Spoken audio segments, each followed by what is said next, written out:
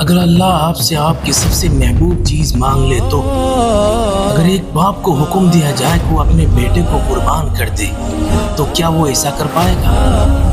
ہزاروں سال پہلے ایک انسان نے ایسا کر دکھایا۔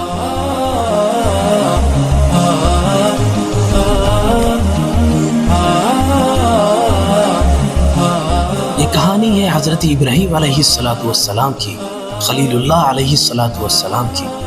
وہ انسان جس نے پوری دنیا کے سامنے حق کی آواز بلند کی۔ جب پوری قوم بتوں کے سامنے جھکتی تھی تب ابراہیم علیہ السلام صرف ایک اللہ پر یقین رکھتے تھے۔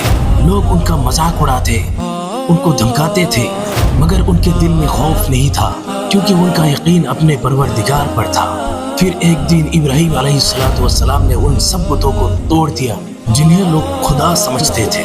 قوم غصے سے بھر گئی اور فیصلہ ہوا کہ ابراہیم علیہ السلام کو زندہ آگ میں جلا دیا جائے۔ آگ بھڑک رہی تھی، شعلے آسمان کو چھو رہے تھے، مگر اس لمحے بھی ابراہیم علیہ السلام کے دل میں سکون تھا۔ اور پھر اللہ نے حکم دیا، اے آگ ابراہیم علیہ السلام پر ٹھنڈی اور سکون والی ہو جا۔ وقت گزرتا گیا اور ابراہیم علیہ السلام اپنے پروردگار سے ہر رات ایک دعا کرتے تھے، رب ہب لی من الصالحین، رب ہب لی من الصالحین، اے میرے پروردگار مجھے ایک صالح بیٹا عطا فرما۔ تو ایک دن اللہ تعالیٰ نے ان کی سن لی، دعا قبول فرمائی، ابشرناہ بغلام حلیم، اللہ تعالیٰ نے انہیں ایک صالح بیٹا عطا فرمایا۔ اس بیٹا کا نام تھا اسماعیل علیہ السلام۔ وہ صرف بیٹا نہیں تھا، وہ ایک عظیم آزمائش کا آغاز تھا۔ ابراہیم علیہ السلام کی زندگی کی سب سے بڑی خوشی یہی تھی، یہی اسماعیل علیہ السلام تھی۔ ان کی دعاؤں کا جواب تھا۔ باپ اور بیٹے کے درمیان محبت بڑھتی گئی، وہ ساتھ چلتے، ساتھ کام کرتے، اور ابراہیم علیہ السلام اپنے بیٹے سے بے حد محبت کرتے تھے۔ پھر ایک رات ابراہیم علیہ السلام نے ایسا خواب دیکھا جس نے ایک باپ کے دل کو ہلا دیا۔ ابراہیم علیہ السلام نے دیکھا کہ وہ اپنے بیٹے کو اللہ کے راہ میں قربان کر رہے ہیں۔ یہ صرف خواب نہیں تھا، یہ اللہ کی طرف سے حکم تھا۔ ایک طرف باپ کی محبت، دوسری طرف اللہ کی حکم، اللہ کی رضا۔ کئی لمحوں تک ابراہیم علیہ السلام خاموش رہے، مگر آخرکار انہوں نے اللہ کے حکم کے سامنے اپنے سر کو جھکا دیا۔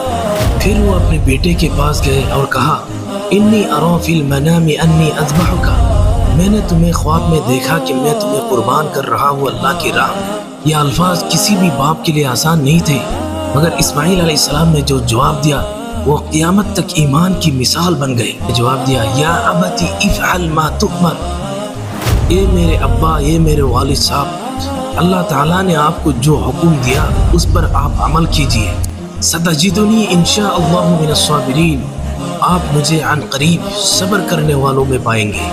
یہ صرف ایک بیٹے کا جواب نہیں تھا، یہ اللہ پر مکمل یقین تھا۔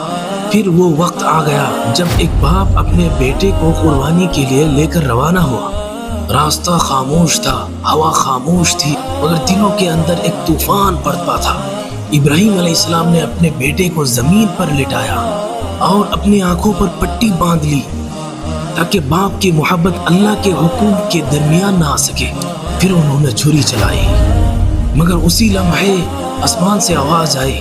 اللہ تعالیٰ قرآن مجید میں فرماتے ہیں، وَنَادَيْنَاهُ أَن يَا إِبْرَاهِيمُ قَدْ صَدَّقْتَ الرُّؤْيَا، پھر آسمان سے آواز آئی، اے ابراہیم تم نے اپنے خواب کو سچا کر دکھایا، إِنَّا كَذَلِكَ نَجْزِي الْمُحْسِنِينَ، اور ہم اسی طرح نیکوکاروں کو بدلہ دیا کرتے ہیں۔